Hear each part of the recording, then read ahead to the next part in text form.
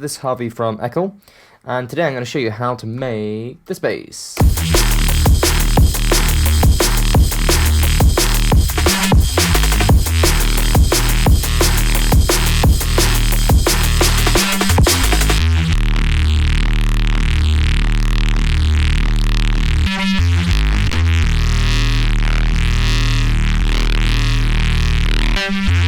So it's a sort of neurofunky drum bass type Reese, and let's get into it.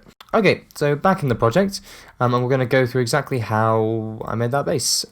So the bass was actually made in Serum, which, as you may have seen on the other videos, hasn't been included. I've usually used Operator, but Serum, I just find sounds a bit nicer with saw waves. It kind of depends really what you use. There's a big sort of controversy between whether actually saw waves sound different on any other synth, whereas a saw wave is just a saw wave. If you notice, for example, if you get up massive in Serum and just play a saw wave, they do sound very different in certain harmonics, which is why I like to use different synths for different sort of simple waves. But yeah, I just used Serum for this one because I felt that the saw waves were a bit thicker and a bit nicer than ones in Operator. But that doesn't mean that I wouldn't use them in Operator, it's just for this certain bass. So first of all, starting off with the saw waves, so the one I use, if you click on here and you select the wavetable you want, you go to analog, and then just basic shapes. So if you click here, you can see the different shapes you want, and we're going to select saw wave, as you can see here. And we'll do that for both of them. Okay, now the next thing we're going to, so first of all we've got this. Pretty standard, I'm just going to turn it down a bit. So the first thing we're going to do is detune this second oscillator.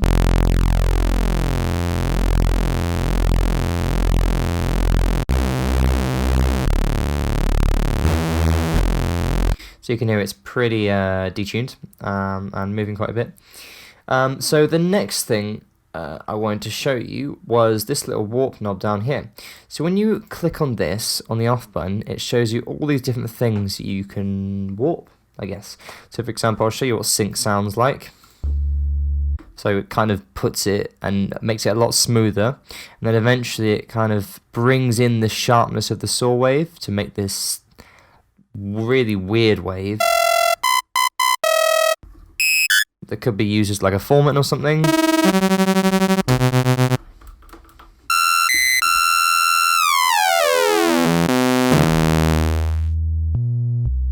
Yeah, really strange. But then, for example, the one that we're going to be using is FM from A.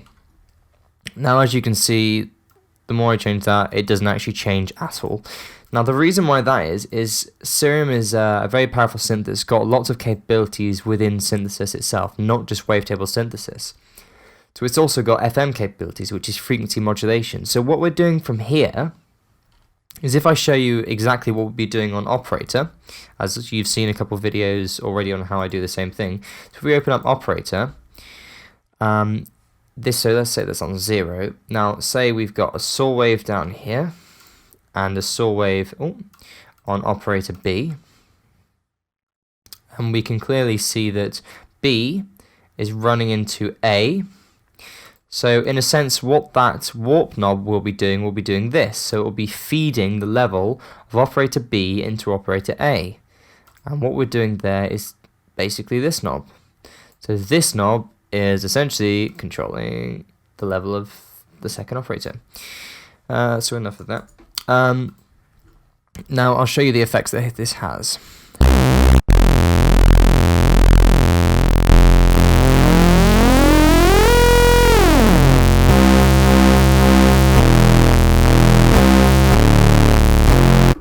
So it kind of gives it more of a straighter, smoother sound. I don't really know how to describe it, but for example, we hear this.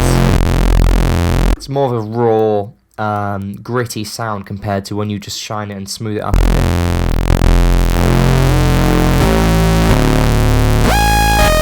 That was crap. We're going to be using this on a macro. As you know, I like to use my macros, but I'll go into that a bit later. Okay, so we've just got pretty much two detuned saws. The next thing we're going to do is a filter. let's say it's about 600. Well, actually, I forgot to put this on. So about 500 or so.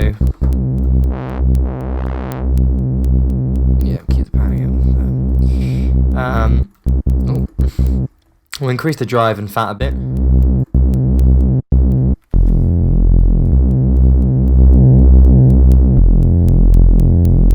Just to kind of give it a bit more thickness. Now the next thing, if we go on effects, I've used a flanger.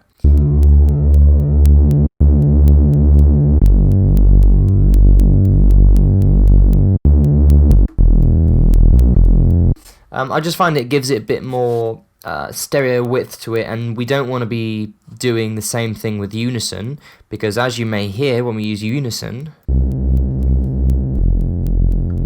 basically what that does is it puts, as you can see, if I detune, if I get it closer, these two prongs there, when you detune it more, it puts them further and further apart. So imagine this is mono in the center, and then far left and far right speaker. The more you detune, the more it separates them both. So that'll be 0, and that'll be 1 semitone above. Okay, and also one other thing not to forget is voicing. So you click this on mono, and then click legato, and then once you click always, basically it gives this glide effect. It just kind of, and also adjust the curve if you wish to. It just gives it a bit more of a smoother performance, I find. Now, you can compress it within Serum. It has this crazy little effect called multiband, which gives this cool sort of fuzzed effect on the top. I'm going to turn that off for the minute, just in case we want to use it or maybe macro it later on. So the next thing we're going to do is when you play the sound straight away, there's quite a thick frequency in the sort of 100, 200 hertz, 300 hertz range. So I'm just going to notch that frequency out. So we're just going to listen through it. Maybe increase that.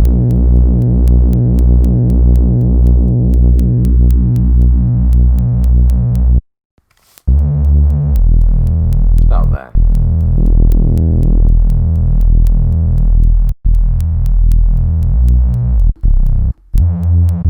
Now, I actually have macroed an auto filter, and I'm going to put a second one, however I'm going to turn it off.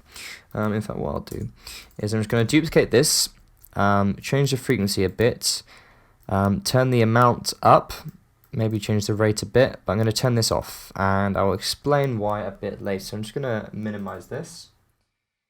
So the next thing I'm going to be going through is Camouflage. And I'm using this purely just for the distortion unit. So you reset preset. So when you turn on distortion units, we'll turn mech and tube up a bit. So I went through a bit in other videos about the difference between the different distortion modules you've got, so it's best to get to know them. I'm just going to be using tube and mech for this one.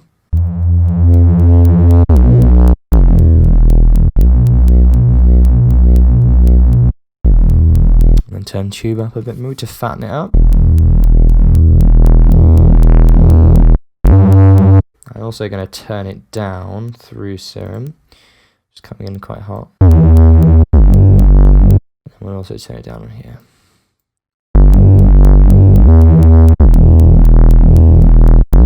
Okay, and now the saturator.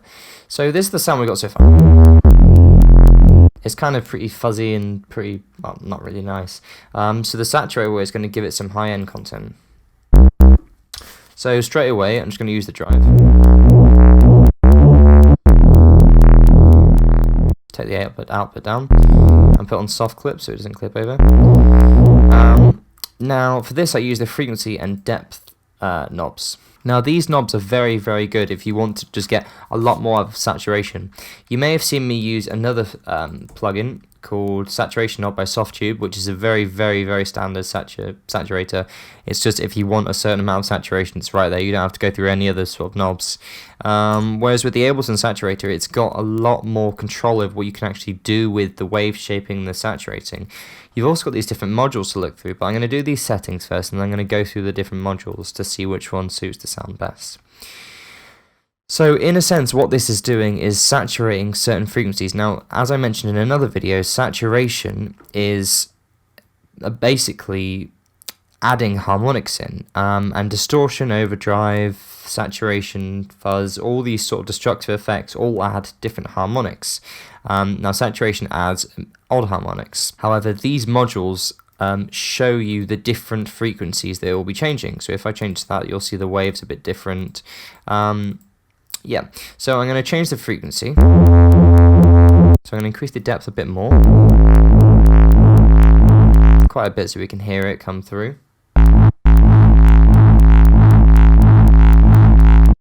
And now I'm going to go through the frequency to see what sounds best. So obviously up here you can't really hear much difference because it's quite high and the sound doesn't really have too much high frequency content. So you can hear from about 1K it starts to get pretty cool.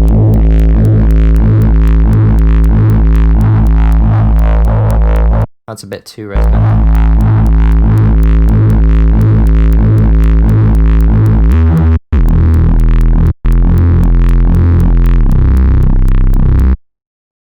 Cool. So now I'm going to show you the different modules you've got. So you've got analog clip, which I'm guessing is meant to be a sort of analog distortion type tape effect. Got soft sine. So these all kind of go up in intensity up to when it gets a sinoid fold, apologies, which is just kind of changes the harmonics completely. Now for this one in particular, I use medium curve. Reason for that is because hard curve is good, gives us some good playing content. However, I don't want too much harmonic content in the high end because I know I'm going to be distorting a bit more and increasing and compressing the high end a bit more later on. So that's a good amount. But for example, if you just go through the other ones, there's loads of different crazy ones you can try out. So the next plugin I'm using is by Xfer, by Serum. This is basically just like a Serum sponsorship video. So the next one is Dimension Expander. Now, anyone who uses Massive and absolutely rinses it, like I used to, will know about the Dimension Expander inside it. It's very, very popular. And basically what it does is the Haas effect. Now the Haas effect is the effect that it gives when two audio files, which are exactly the same, panned hard left and hard right, except one is delayed a tiny bit, and it gives this very, very wide effect. And that's in a sense what this is doing. So I'll show you, if I take the dry wet down, take the size down a bit more, and I'll show you the difference when I turn the dry wet all the way up, and then all the way down. So I'll play it a bit higher so you can hear.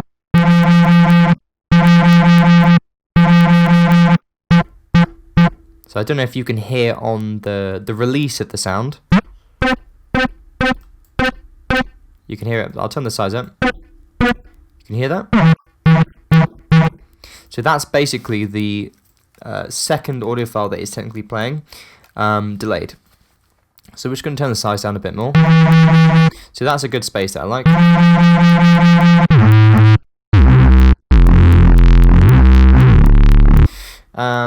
Awesome, so that's the dimensions and things we're going to be using.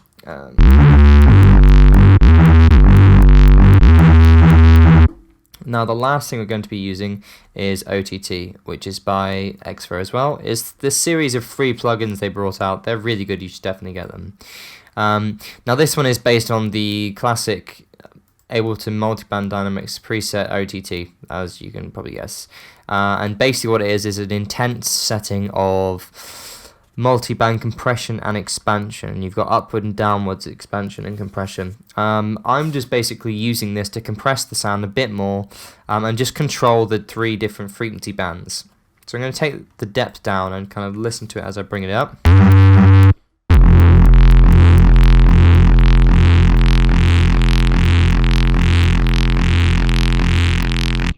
So that's a bit too much, it's taken out quite a bit of low end.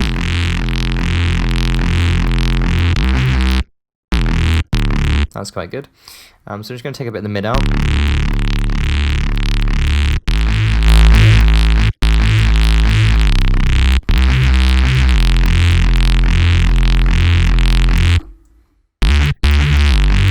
So that's pretty much, that sounds pretty good to me.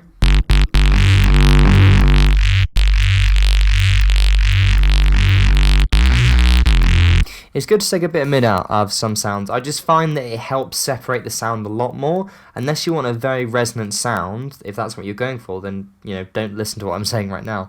But I just find with a lot of bass sounds, I take out some of the mids just because basses are meant to sit in the low end.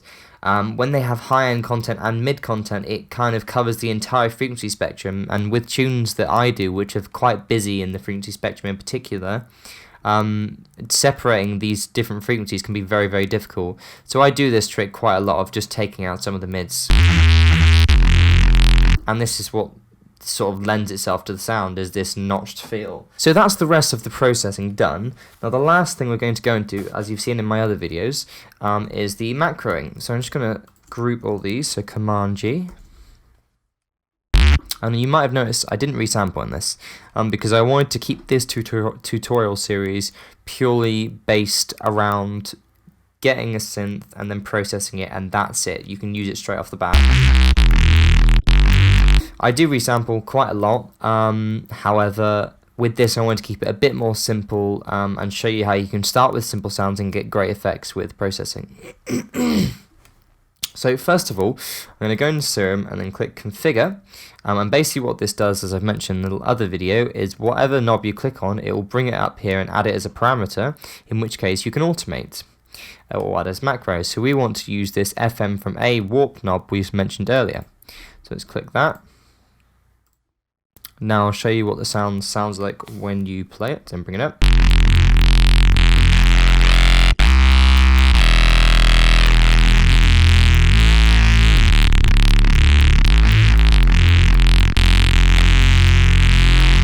So it starts to sound real smooth around 70%. And not as gnarly. So I'm going to edit, so I'm going to map to macro 1 first of all, and I'm going to rename this smooth or something. Yeah, what colour should we go? Let's go for blue. Now let's right click and then edit macro map. And because we knew that the maximum, so let's turn this all the way up, we knew that the maximum was about 70%, so let's bring it down to 70. We didn't really want any more because that's sort of the smoothest that we want.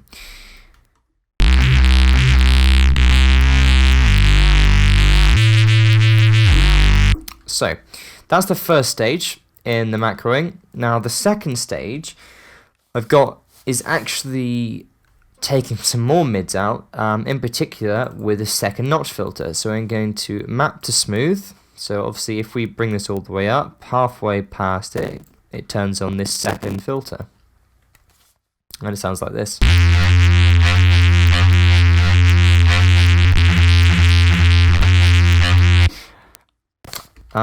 Now what we do with this, if I turn this off first of all,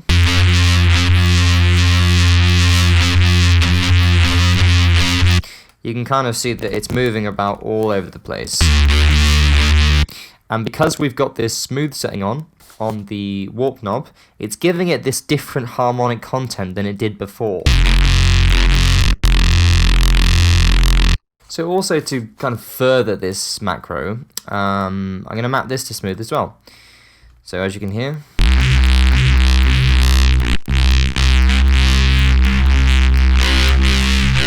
it just brings in some extra kind of harmonics into the equation. And every so often it's very clean, and then also it just kind of brings in this strange little stab of a there.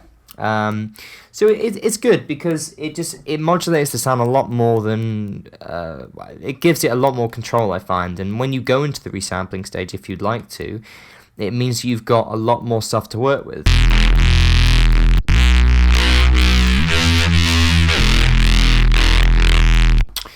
And that's basically the bass. So all we've done really here is we've got the synthesis. So I've just turned these off now. So what we've got is the synthesis stage in Serum, and then we've added a notch filter to take out the mid, and then we've added distortion in Camouflage, and then some saturation to bring in some top end and give it more of that Reese feel, a dimension expander to give it space, and then finally some compression and expansion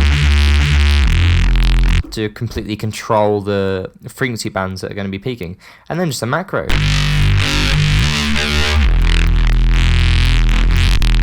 And that's the bass.